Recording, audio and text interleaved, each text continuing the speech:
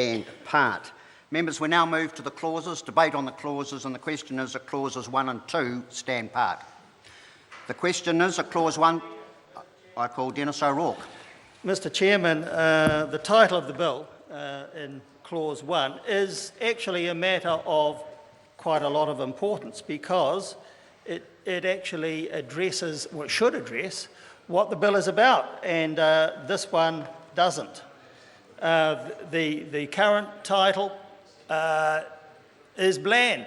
It's not descriptive, and it needs additional words to say what it's about, because really this red peak design, and that's what this bill is about, is so much like just another corporate logo that that's actually what should be stated in the title. So the word should, after the word referendum, we should have a statement in brackets, another boring corporate logo, as part of the title. Order.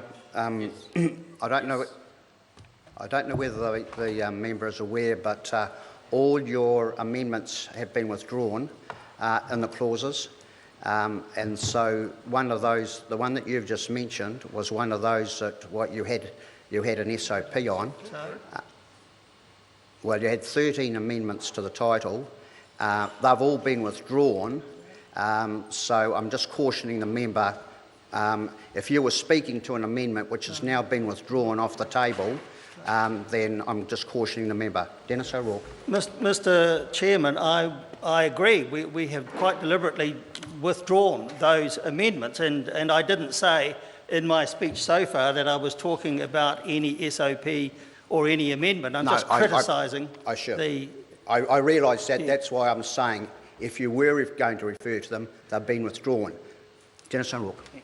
No, well, thank you for that, but I didn't have any intention of referring to them because they have been withdrawn. But that doesn't mean that this particular description for a title to the bill is satisfactory, because it's not. It doesn't, as I've said, actually describe what the bill is about at all. And it is a flag that looks much more like a corporate logo than it does a national flag, and that, all I'm saying is that should be reflected in the title. And what we have already said in New Zealand First is that this whole process is a sellout for the New Zealand flag. So again, that is something that I would have preferred to see in the title, a reference to selling out the New Zealand flag, because that in fact is what the entire process has been from beginning to end. And I am supported in that, Mr. Chairman, by the vast majority of New Zealanders who don't want to see a flag change and who do see this as a sellout. So that's another point which is not covered in the description, which is the title to the bill. But most of all, most New Zealanders say this, and we all know this, it's not a secret. They know that this is an incredible waste of taxpayers' money. And the fact is that this bill actually wastes $8 million of process that's already taken place, and never has there been such an utter and complete waste of money, or indeed time, of this House because of the introduction of this particular unnecessary bill. That's not reflected in the title either, and it should be. There should have some words in the title reflecting that this is a waste of money, and that hasn't been done. But another very important point is this, and I've already made this in my first speech, but it needs to be said again, because the title of this bill doesn't do justice to what is going to happen as a result of this bill.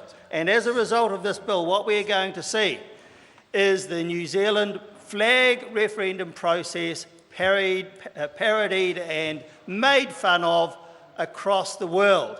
And you can imagine what people like John Oliver in the US will make of this particular bill. We know what he said about the process already, even before this bill got going.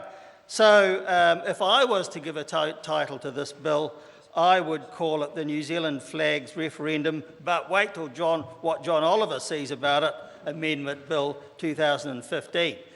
Because if we did that, it would be the truth.